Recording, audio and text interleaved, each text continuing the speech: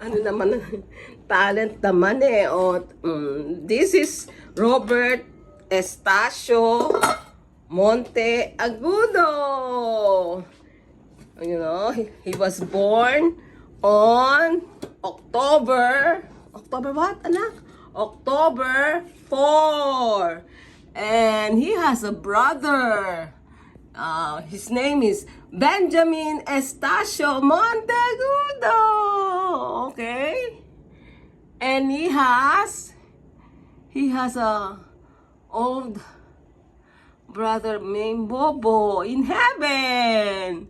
What is the name of our dog? Bobo. Bobo is in heaven. Huh? Is in heaven? Right? Okay. You know, he got sick. He got sick. He got sick. He absorbed the sickness of Kuya.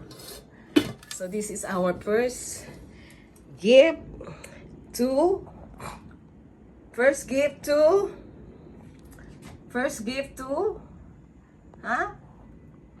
this is first gift to Rara. Salad Master stainless steel kitchen 2 set. Yay!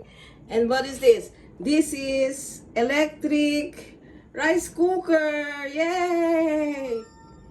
Okay, rice cooker. Yeah. Yay, you win an electric because you're a beautiful girl. You're a beautiful girl. You have now a gift from Mama, your birthday. Birthday pa lang to ng March, ha? March 2, ha?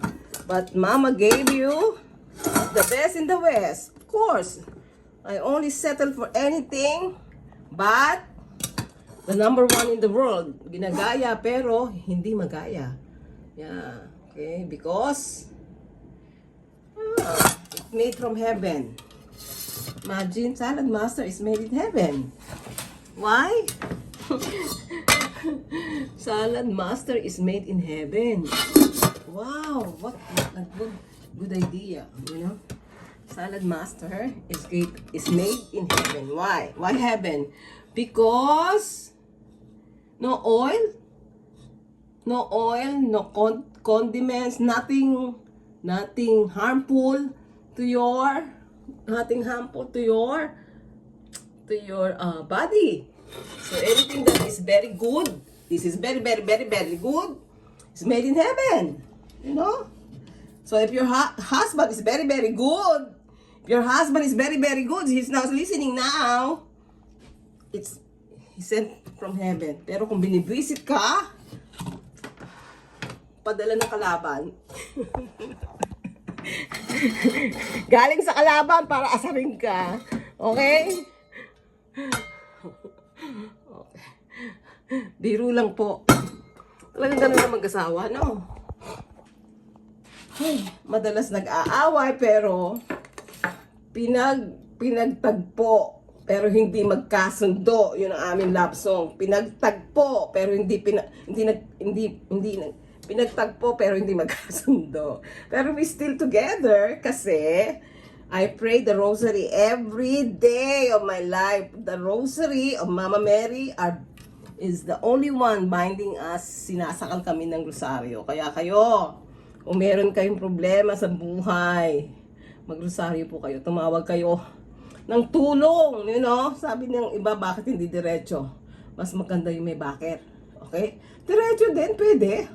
Pero, syempre, pag ihinga mo kay Mama Mary ang iyong problema, masarap yung may inakang nasasabihan ng problema mo. Nakikinig ang ama. Alam mo, nakikinig ang ama. Hindi mahindian si Mama Mary. Sabi nga doon, alam mo, may nagkwento sa akin ito, si Sister Mildred.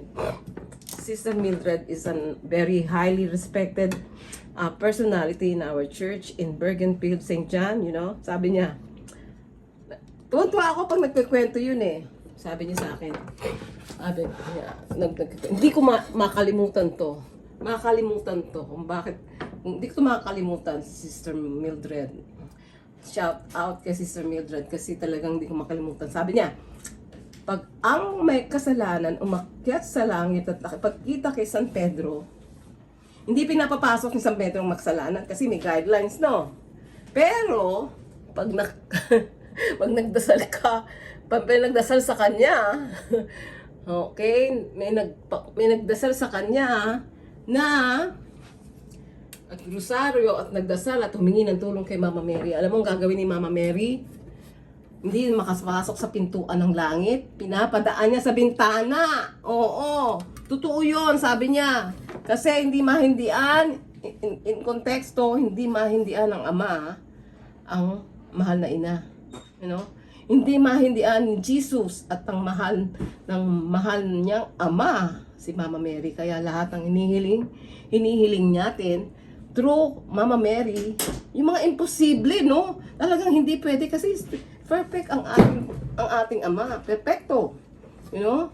Meron siya talagang 10 utos. Pag yun nilibag mo, wala ka na. Perfecto siya. It's a perfect God. But then, may pusong ama, pag umiyak sa kanya si Mama Mary, hindi niya mahindian. Talaga. Yan ang totoo kasi ako, di naman humingi ako ng sasakyan. Biniro ko lang, sabi ko, Lord, binigay mo na sa akin yung BMW ng anak ko. Ako naman ang bigyan mo. Gusto ko yung Mercedes. Mercedes na pwede kong gawing business, pwede kong pang gawing sasakyan ng asawa ko at saka sa aking business. Saan kayo makakakita ng 16,800 na Mercedes-Benz passenger na ganyan, silver? Yung minamaneho ko. Only in Bergenfield ako lang yata ang meron ganito. Okay? So, yon. Ano pa? Yung office ko. Sino mag-aakala mabibigyan ng isang opisina, no?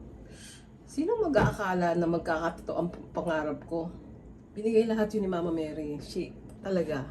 Lahat yun. Sa isang buwan ng February, binigay niya lahat. Ito pang malupit. Kasing lupit. Alam mo niyo ba yung green card namin? Yung lawyer ko, pinapauwi na ako. Pinapauwi na ako. Sabi niya, Virginia, umuwi ka na lang. Go home. I cannot do anything. Nakakailang sponsorship ka na. Umuwi ka na. Sabi ko, basta pirmahan mo yan. Ginawa ko lahat ng papeles ko. Pinirmahan niya. Sabi ko, pirmahan mo yan. Kung hindi mo kaya, my guy up there will do it for me. Just file it. Pinahal niya in 3 months. In 3 months, sa araw ng aming wedding anniversary, lumabas ang green card ko. Okay? Kaya kayo, laging made in heaven ang bibilin nyo. Okay? First God, itong sabi nga ni Mary kay Ash, first God, second family, and third, whatever career you have, whatever business you have, unahin mo ang Diyos. Okay? At ibibigay niya ang lahat ng gusto ng puso mo at kaluluwa kahit hindi mo kaya. Ibibigay niya kasi siya lang nagbibigay ng mga imposible sa buhay. Basta manalig lang po tayo. And faith, and remind you people, faith without works is dead. Okay? Babu!